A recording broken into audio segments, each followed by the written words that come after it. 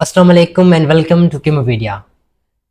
बहुत सारे स्टूडेंट का ख्वाब होता है कि वो सीए बने, अकाउंटेंट्स में जाए, फाइनेंस में उनका इंटरेस्ट होता है, पर उनको प्रॉपर गाइडेंस नहीं होती।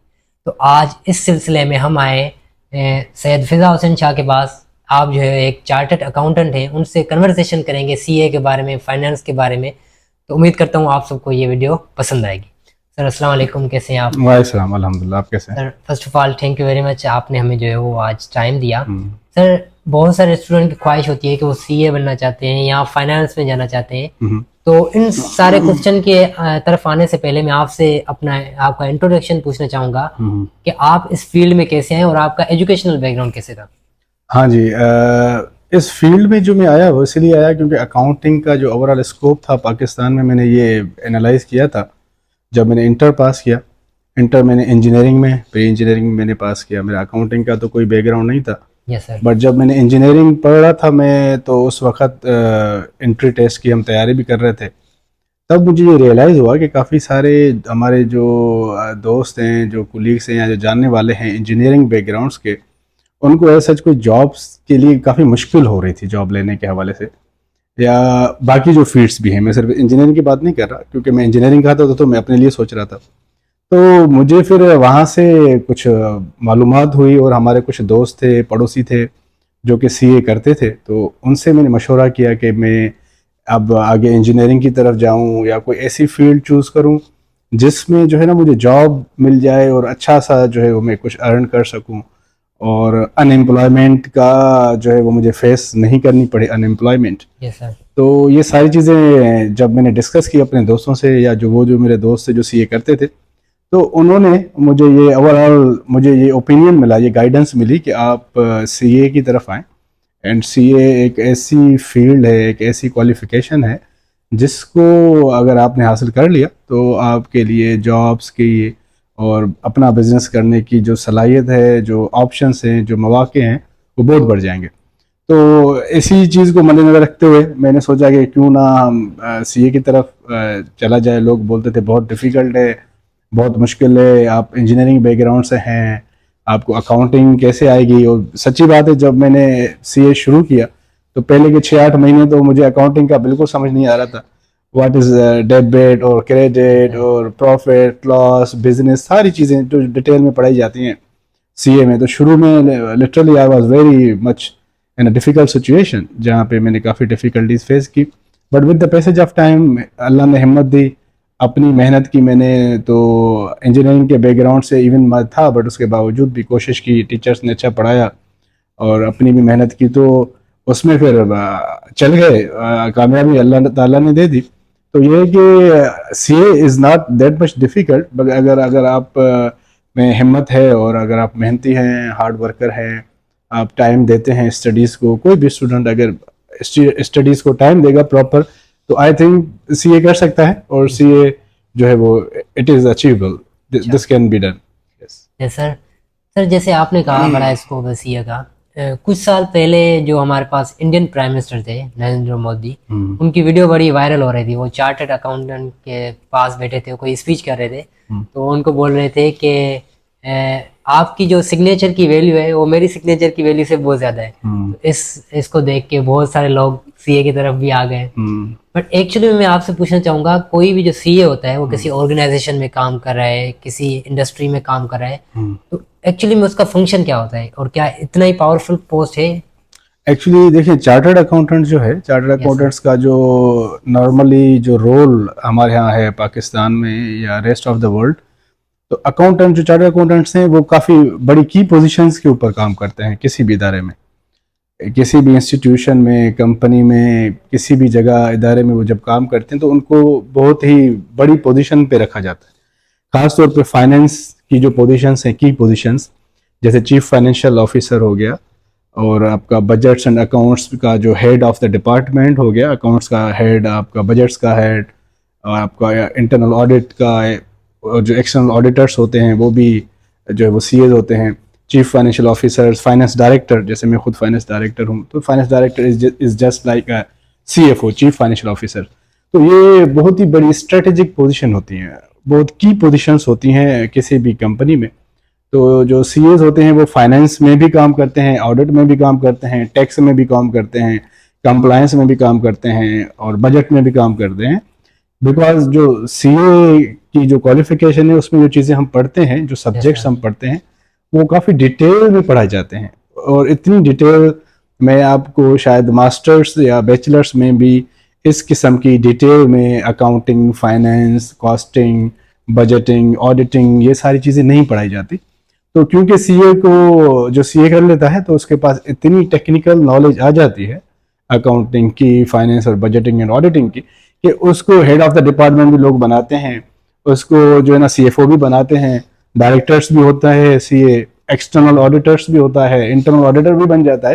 तो जो की पोजीशंस मिलती है ना, वो मिलती है आपके पास कितनी स्किल्स हैं, कितनी नॉलेज है आपके पास, how you can handle the operations of any department. अगर आप कैपेबल होंगे, अगर आपके वो स्किल्स हैं, वो आपके पास नॉलेज है, वो एक्सपर्टीज है, तो डेफिनेटली, और वो सारी सीए में मिल जाती हैं। वंस अगर आप सीए करते हैं तो आपको वो इतना डिटेल में चीज़ें पढ़ते हैं आप, और फिर आप आर्टिकलशिप करते हैं। तो 3 साल आर्टिकलशिप जब होती है तो आप ऑडिट फर्म में, स्टूडेंट 3 साल ऑडिट में जाके काम करता है, ऑडिट फर्म में एक्सटर्नल ऑडिट करता है, डिफरेंट क्लाइंट्स की, डिफरेंट कंपनीज की जाके ऑडिट करता है। तो उसको इतना एक्सपोजर मिल जाता है, इतना एक्सपीरियंस मिल जाता है इंडस्ट्री का, ऑडिटिंग का, टैक्सेशन का, कि वो बिल्कुल ऑलराउंडर हो जाता है स्टूडेंट। और प्लस में एक तो एक्सपीरियंस उसको बड़ा जबरदस्त मिल जाता है, प्लस यहाँ से फिर उसकी क्वालिफिकेशन में भी उसने सब कुछ पढ़ लिया। अब उसके बाद तो कुछ है ही नहीं अकाउंटिंग में, यानी सीए ने, अगर आपने सीए कर ली तो उसके बाद अकाउंटिंग, मेरा नहीं ख्याल किया, अकाउंटिंग में कुछ नहीं बचता। आप पूरे फाइनेंशियल स्टेटमेंट, सीए जो होगा वो फाइनेंशियल स्टेटमेंट पूरी बना सकता है खुद, balance sheet, PNL, income statement, cash flow statement पूरी ऑडिट कर सकता है। और देखिए जो सीएज होते हैं वो बाय लॉ, यानी जो गवर्नमेंट, जो लोकल गवर्नमेंट्स होती हैं किसी भी कंट्रीज की, वो जो चार्टर्ड अकाउंटेंट्स होते हैं उनको काफ़ी अख्तियारात भी होते हैं, काफ़ी पावर्स होते हैं। जैसे वो एक्सटर्नल ऑडिट की रिपोर्ट भी साइन कर सकते हैं चार्टर्ड अकाउंटेंट।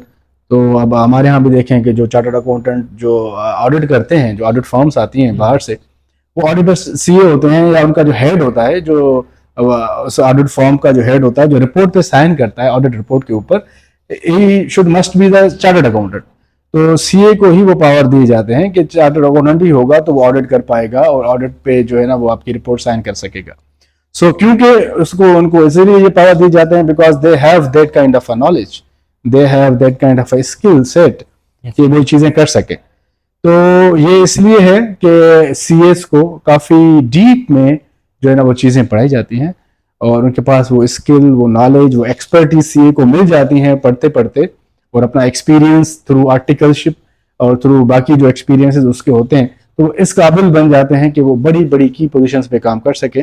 जैसे आपने कहा नरेंद्र मोदी ने जो बात कही, वो मैंने तो खैर नहीं सुनी, बट उन्होंने कही होगी यकीनन। वजह ये कि फाइनेंस का मिनिस्टर नॉर्मली चार्टर्ड अकाउंटेंट होता है। किसी भी कंपनी, प्राइवेट हो चाहे पब्लिक हो, उनके सीएफओज चार्टर्ड अकाउंटेंट्स होते हैं।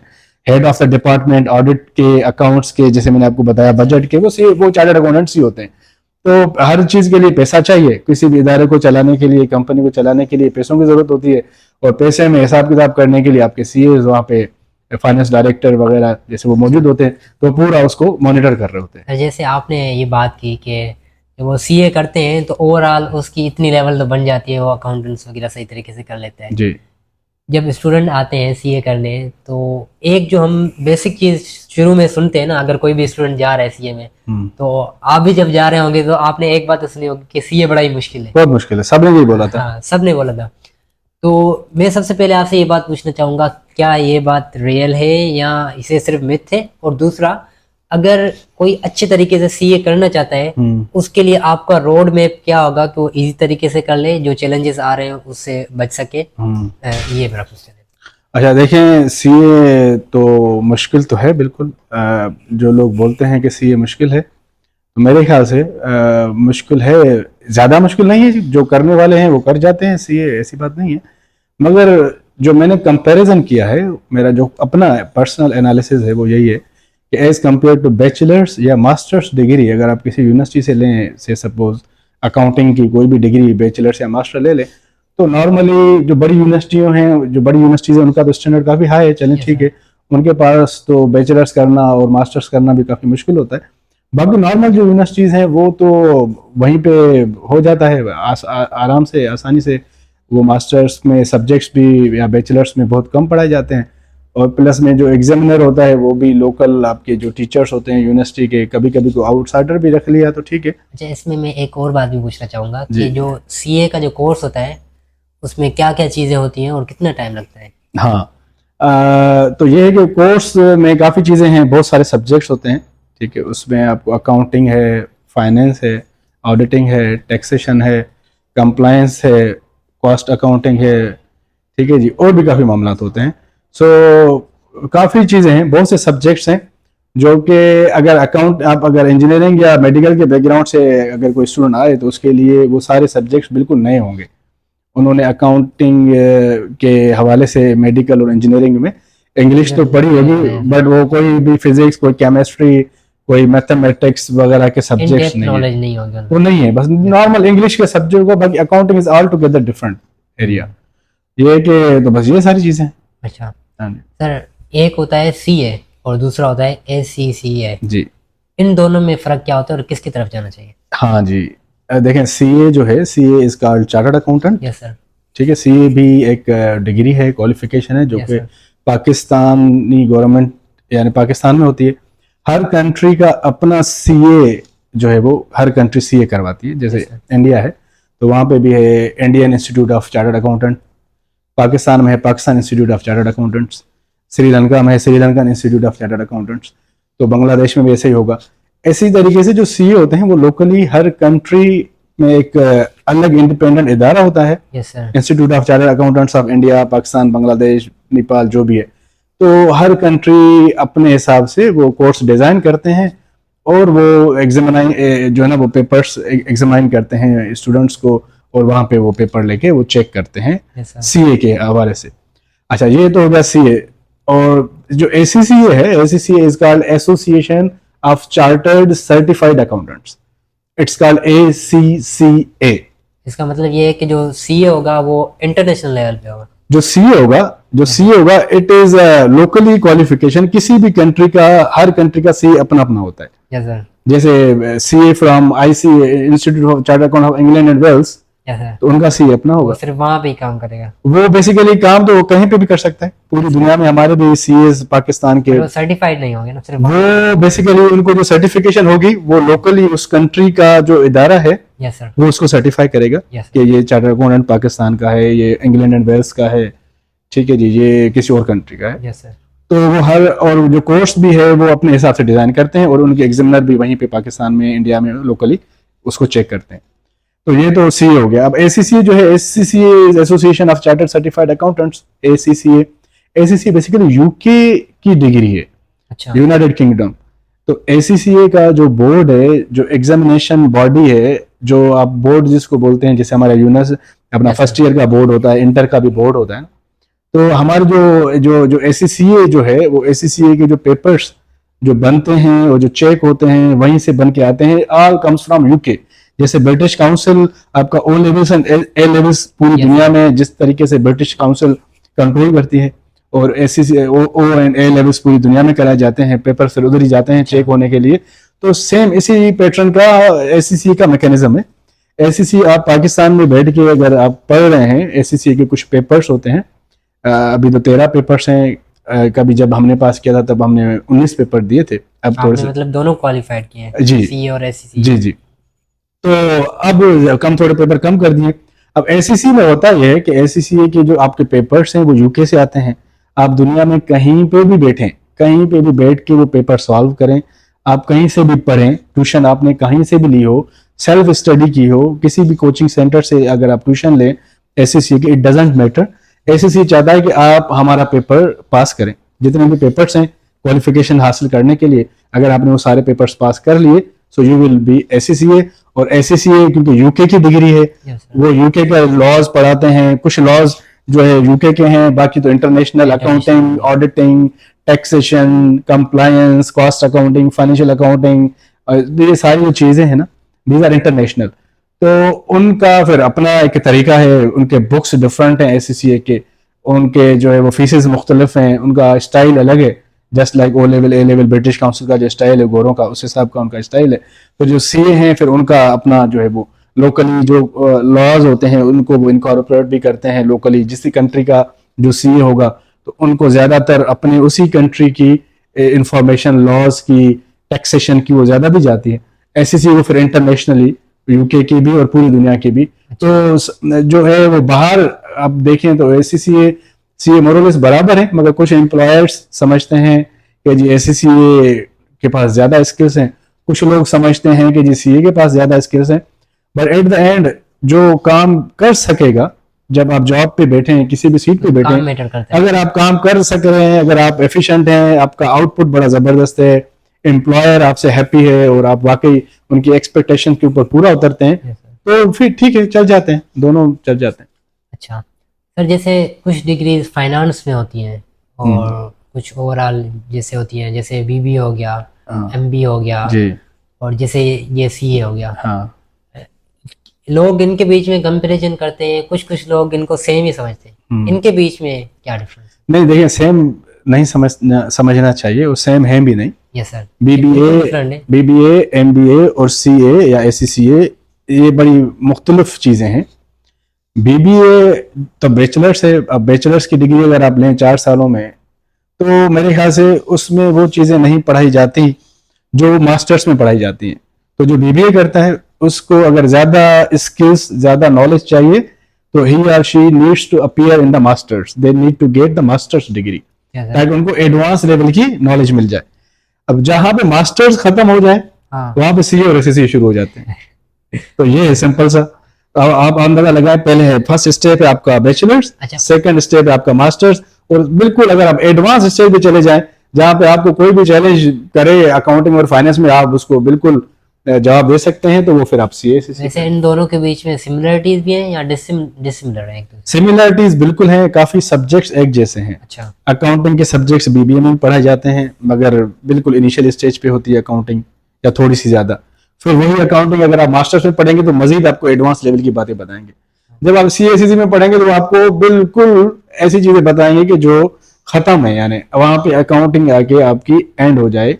तो उस किस्म की एडवांस आपको वो चीजें, सब्जेक्ट सिमिलर हैं। अच्छा। बीबीए में, एमबीए में, सीए एससीसी में सब्जेक्ट सिमिलर है, बट ये है कि बीबीए में कुछ सब्जेक्ट्स कोई इदारा पढ़ाता है, यूनिवर्सिटी कोई नहीं पढ़ाती, उनके ऊपर है, कोई फिक्स नहीं है। और दूसरा बात यह है कि सीए वालों का एक अलग इंस्टीट्यूशन भी बना हुआ है, तो सही तरीके से सीए का अलग एक बोर्ड है, chartered account, ICAP institute of chartered account of BA और एमबीए वगैरह तो यूनिवर्सिटीज भी यूनिवर्सिटी खुद करती हैं, वहां के लिए इजी है क्वालिफाई भी करना। मैं यही तो बोल रहा हूँ कि आज बैचलर्स जो बीबीए है ना, वो आप किसी भी यूनिवर्सिटी में जाके एडमिशन लें मिसाल के तौर पे, और यूनिवर्सिटी में टीचर किसी भी लेवल का पढ़ाए ना पढ़ाए, हाँ सही बात है, जो भी सब्जेक्ट पढ़ाए आप उसको, उसने खुद ही कोर्स डिजाइन मिसाल के तौर पे किया है यूनिवर्सिटी ने और उनके जो भी अथॉरिटीज हैं, और वो आपको बोलेंगे और आपने पढ़ लिया, टीचर ने नंबर दे दिया आपको, आप पास हो गए। अब सीए में तो ऐसा नहीं होता। सीए में आप पढ़ते किसी और जगह पे हैं, कहीं पे आप ट्यूशन लिया, किसी भी इदारे में आप पढ़े, जैसे अलहमद में, आईकेप में, सॉरी ताबानीज में, या कैंप्स में, जो भी इदारे हैं कराची में, आपने ट्यूशन पढ़ी, आपका जो एग्जाम लेगा वो आईकेप लेगा, institute of chartered accountant of Pakistan. ICAP आपका जो है ना पेपर बनाएगा, वही आपसे पेपर लेगा, और वहीं पे चेक होंगे, आपको पता भी नहीं होगा कि आपका एग्जामिनर चेकर कौन है, आपकी कॉपीज कौन चेक कर रहा है। Yes sir. तो सीए में यही तो है ना कि आपकी पता ही नहीं होता, आपने जो भी पढ़ा, चेक एंड बैलेंस भी बड़ा अच्छा है। हाँ जी, बड़ी जबरदस्त चेकिंग होती है, और पता भी नहीं होता कि जो आपका कॉपी चेक कर रहा है वो कौन है, और वो तो अपने हिसाब से पेपर बनाते हैं कि जी हाँ ये आपसे हम टेस्ट करना चाहते हैं। आईके ने पेपर बना दिया, अब आपने पढ़ा नहीं पढ़ा, आपके टीचर ने कितना पढ़ाया, कम पढ़ाया, ज्यादा पढ़ाया, उनसे कोई गर्ज नहीं। उनको ये मतलब है कि आप ये पेपर पास करके दिखाएं, अगर आपको ये सब आता है तो आपका पेपर पास माना जाएगा, अगर आपको नहीं आता तो कोई जान पहचान, कोई सलाम दुआ, कोई रेफरेंस काम नहीं आता। जी सर।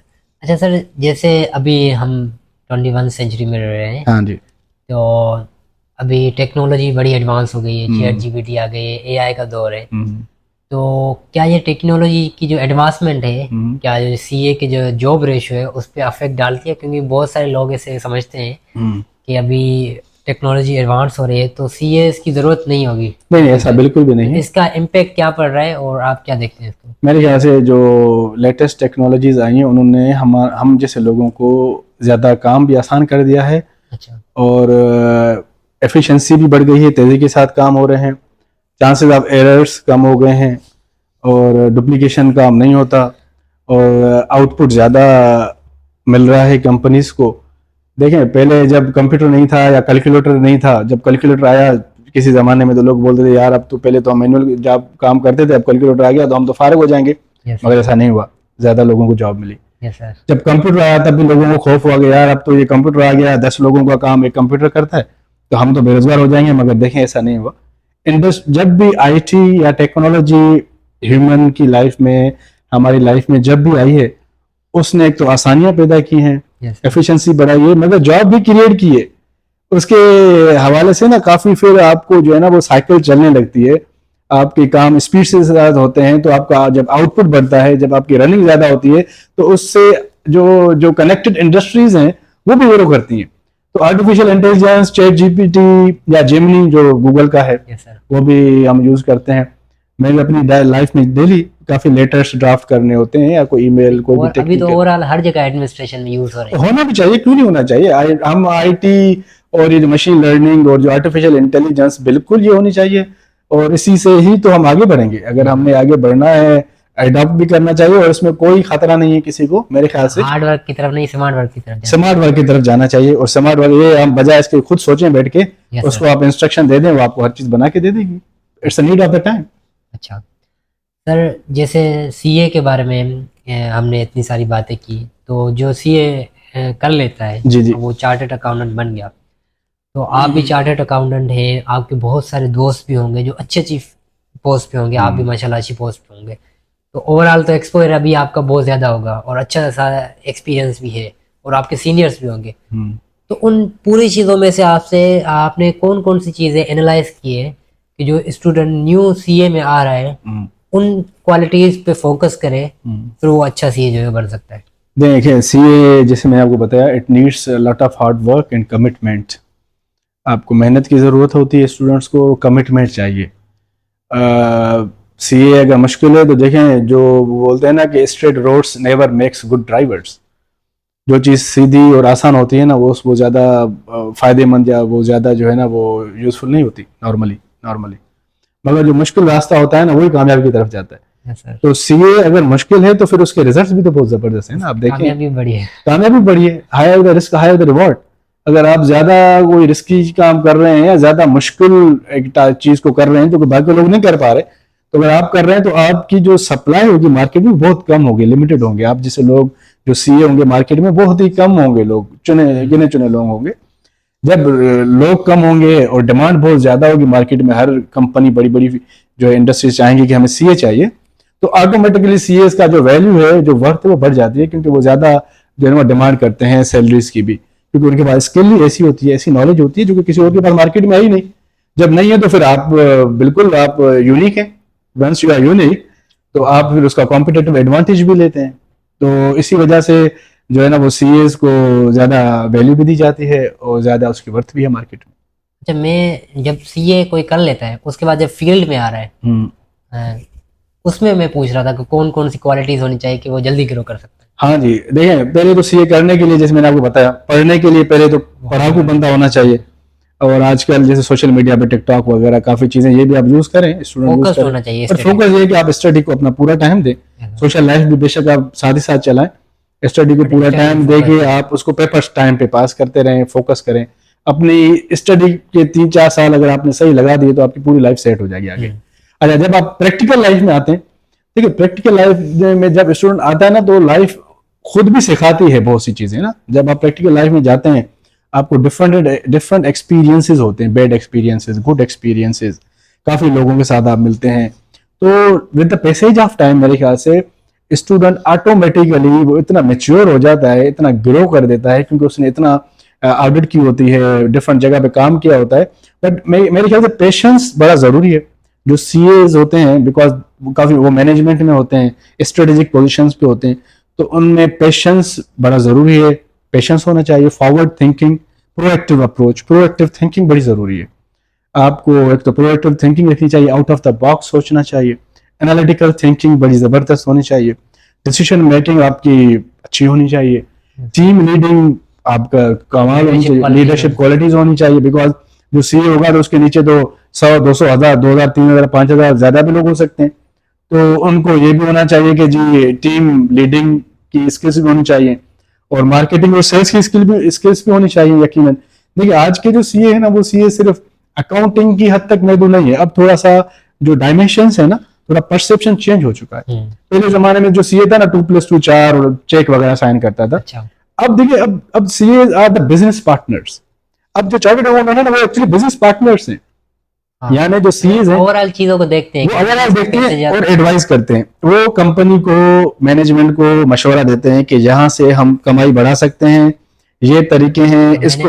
मैंने तो देखा है कि बहुत सारे सीए ऐसे भी हैं कि पहले वो अच्छी अच्छी पोस्ट पे लगे और उनकी एक्सपोजर इतना अच्छा था कि वो सीईओ बन जाते हैं कंपनी। बन जाते हैं, क्यों नहीं बनेंगे। अब काफी हमने देखे, जैसे अभी हमारा जो प्राइम सीएम साहब हैं, मुराद अली शाह साहब, मेरे ख्याल से वो, हाँ, वो पहले फाइनेंस के मिनिस्टर थे और फिर वो सीएम बने। बिकॉज जो जो फाइनेंस के बंदे होते हैं ना, उनके पास सारी इंफॉर्मेशन पूरे इदारे की, कंपनी की, उनके पास आ रही होती है। जब उनको पूरी चीजें, क्योंकि पेमेंट जाती है, बाकी मामला भी आते रहते हैं, तो उनको एक्सपोजर इतना मिल जाता है कि वो समझ जाते हैं सीए वाले कि चीजें या ऑपरेशंस कैसे चल रही हैं, कंपनी कैसे चल रही है, ऑपरेशंस को मैनेज कैसे करना चाहिए, कहाँ पे कॉस्ट कटिंग करनी चाहिए, कहाँ पे रेवेन्यू बढ़ाना चाहिए। मतलब वो जो एक्सपीरियंस है वो कमाल का है। वो बड़ा जबरदस्त है, क्योंकि वो सीए के पास क्योंकि सारी इंफॉर्मेशन आती रहती है टाइम टू टाइम। सैलरीज की पेमेंट, वेंडर्स की पेमेंट, प्रोक्योरमेंट हो रही है, सेल्स के एक्सपेंसेस, मार्केटिंग के expenses, registration expenses, bonuses, over time, all these expenses they come and pass through the manager यानी फाइनेंस डायरेक्टर। तो जब वो सारी चीजें वो प्रोसेस कर रहा होता है, तो उसको समझ में भी आता है कि अच्छा ये चीजें ऐसे चल रही है। तो एट द एंड वो जो सीएफओ या जो फाइनेंस डायरेक्टर हैं, उनके लिए बड़ी आसानी होती है कि वो सीईओ भी बन जाए, चीफ एग्जीक्यूटिव ऑफिसर, वो पूरे इदारे को रन कर सके। और आजकल का जमाना ही है। अब तो सीए, मैंने जैसे आपको बताया कि अकाउंटिंग या जो हमारे जो फाइनेंस के लोग हैं, these are the business partners.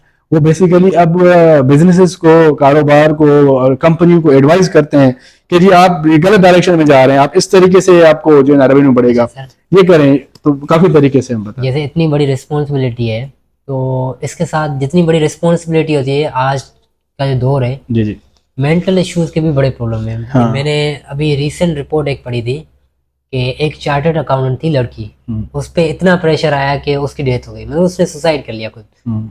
तो जब इतनी बड़ी रिस्पॉन्सिबिलिटी होती है और फाइनेंस का काम ही बड़ा मुश्किल होता है, तो जाहिर सी बात है मेंटल इश्यूज आते होंगे, मेंटल हेल्थ इश्यूज आते होंगे। उसको कैसे जो है हैंडल किया जाए? देखिए, this is the part of our job. ठीक है, स्ट्रेस मैनेजमेंट। क्या ये बात सही है कि मेंटल हेल्थ इश्यूज आते हैं? आते हैं। देखिए, जब आपके पास जिम्मेदारी ज्यादा होगी, आपके पास ज्यादा काम का लोड होगा, प्रेशर होगा, तो डेफिनेटली ह्यूमन की भी एक कैपेसिटी है ना, यस सर। उस कैपेसिटी से जब बात बढ़ जाएगी तो डेफिनेटली मामला मजीद खराब होंगे। और हर इंसान की अपनी अपनी मेंटल कैपेसिटी है। किसी को थोड़ा सा प्रेशर भी बहुत बड़ा लगता है, किसी को बहुत बड़ा प्रेशर भी, वो बड़ा कूल और चिल होते हैं, कुछ भी नहीं, मैनेज कर जाते हैं। So it's all about management. जब आप मैनेजमेंट अगर आप सीख गए एंड जब आपको ये लगा कि जी प्रायोरिटीज क्या है, देखिए जब आपका स्ट्रेस मैनेजमेंट या जो वर्कलोड मैनेजमेंट के लिए जो सबसे अच्छा तरीका है कि आप प्रायोरिटी सेट करें, कौन सी चीज मोस्ट प्रायोरिटी पे है, कौन सी थोड़ी सी कम प्रायोरिटी पे है, कौन सी बिल्कुल लीस्ट प्रायोरिटी पे है। जब आप ऐसे, कोई भी मैनेजर या कोई भी लीडर ऐसे प्रायोरिटी सेट करेगा, फिर आपको डेलीगेशन करनी पड़ती है, डेलीगेट द पावर्स। आप अपने पावर अख्तियार बाकी टीम के मेंबर्स को दे दें कि जी आप ये काम संभालें, आप इस डिपार्टमेंट को संभालें, आप इस डिपार्टमेंट को संभालें। फिर आपने 1000 लोगों को, आप खुद एक बंदा तो मैनेज नहीं कर सकता, वर्क बैलेंस होना अब 1000 बंदों के लिए आपने 10 लोग रख दिए, चाहिए। 100 लोगों को 10 लोग मैनेज कर रहे हैं। तो इस तरीके से आपका जो है वो एक तो प्रेशर कम होगा, दूसरा वर्क लाइफ बैलेंस बड़ा जरूरी है कि हम काम के ऊपर सिर्फ काम काम काम नहीं होना चाहिए। घर में भी चले गए तो वहां पे घर पे भी काम ऐसा नहीं होना चाहिए, फिर तो इंसानी ह्यूमन जरूर कहीं ना कहीं पे स्टक हो जाता है। तो आपको सोशल लाइफ को भी टाइम देना चाहिए, बीइंग चार्टर्ड अकाउंटेंट्स, जितना भी काम हो। और ये कि बड़ा सा काम हो के, क्योंकि देखिए वक्त गुजर जाता है जो सा भी हो, मगर ये कि प्रेशर को हैंडल करना आना चाहिए। असल चीजें खराब तब होती है जब हम प्रेशर को मैनेज नहीं कर पाते, प्रेशर को हैंडल नहीं कर पाते। सो द प्रेशर मैनेजमेंट और प्रायोरिटी सेट करना, delegation of authority and powers, delegation of jobs और forward thinking, I think these are the tools जिसके जरिए हम जो है ना अपनी मेंटल हेल्थ और फिजिकल हेल्थ को चार्टर्ड अकाउंटेंट्स काबू में रख सकते हैं, अच्छा मेंटेन कर सकते हैं। अच्छा सर, जैसे सीए के बारे में कहा जाता है कि जो बड़ी बड़ी कंपनीज होती है या ऑर्गेनाइजेशंस होती है, उनके जो टैक्सेशन सिस्टम है उनमें भी ये बड़ा रोल प्ले करते हैं सीए जो होते हैं। उसके बारे में थोड़ा सा बताइए। बिल्कुल, देखें सीए में बड़ा डिटेल में टैक्स का सब्जेक्ट भी पढ़ाया जाता है।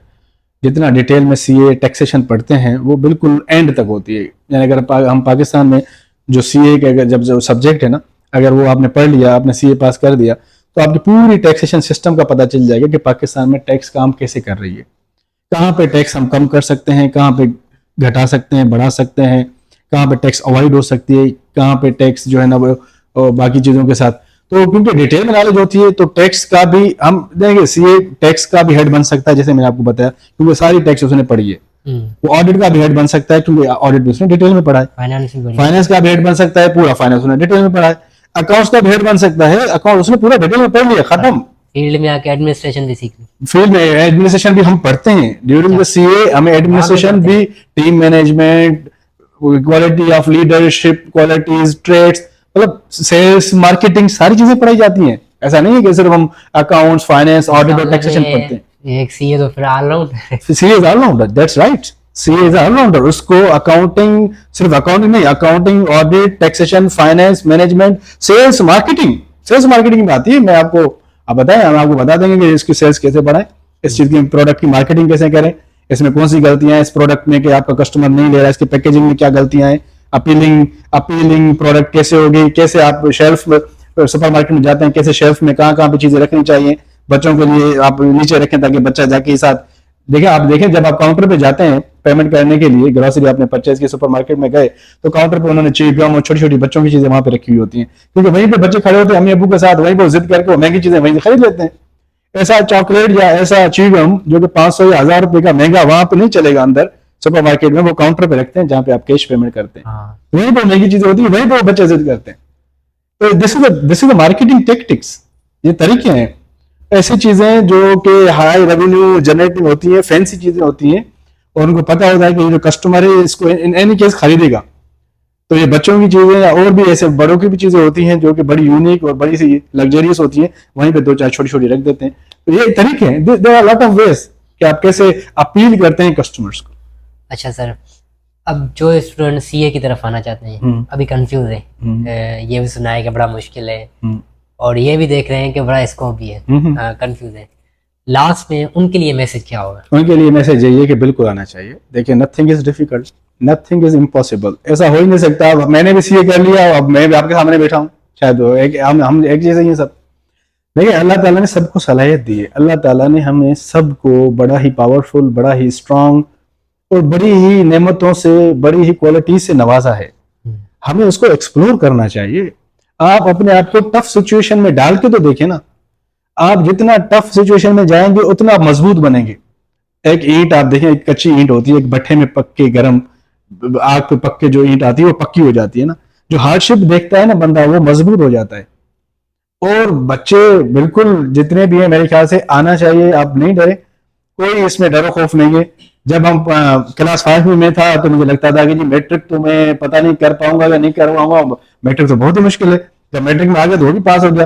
फिर लोग डराते थे आप तुम इंटर नहीं कर सकोगे, इंटर तो बहुत ही बड़ी कोई जो है ना तोप है। तो अल्हम्दुलिल्लाह इंटर में आए, वो भी हो गया।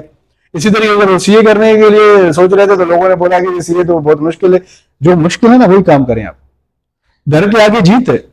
डर के आगे जीत है ना, डरना क्या भाई, डरना तो है ही नहीं ना, इंसान डरने के लिए तो पैदा ही नहीं हुआ ना।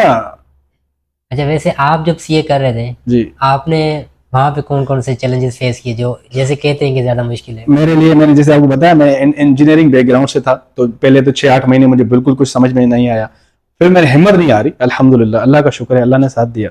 मेहनत की, हिम्मत नहीं आ रही क्योंकि मुझे पता था कि मुझे करना है। ओवरऑल कितना टाइम लगा करने में? ओवरऑल मुझे वही जो 4 साल लगते हैं तकरीबन। अच्छा, हाँ वही लग गए। अच्छे टाइम मैंने बहुत ही जल्दी किया और अल्हम्दुलिल्लाह बहुत ही कम टाइम में किया मैंने। तो ये है कि बिल्कुल डरने की कोई जरूरत नहीं है, कोई जरूरत नहीं है। जो लोग करते हैं वो इसलिए वो सीए कर जाते हैं क्योंकि उनका इरादा होता है, उनमें विल होती है और उनमें हार। देखिए, आप हारते तब है जब आप मेंटली खुद एक्सेप्ट कर लें कि आपने हार चुके हैं। मतलब एक कमिटमेंट हो तो कमिटमेंट हो तो बस आप बिस्मिल्लाह शुरू, कोई मसला ही नहीं। Yes sir, thank you very much sir, आपने टाइम दिया। चलो चलो, थैंक यू। नाज़रीन, उम्मीद करता हूँ आप सबको ये डिस्कशन पसंद आई होगी। मिलते हैं नेक्स्ट वीडियो में। Thank you very much. Thank you sir. Thank you.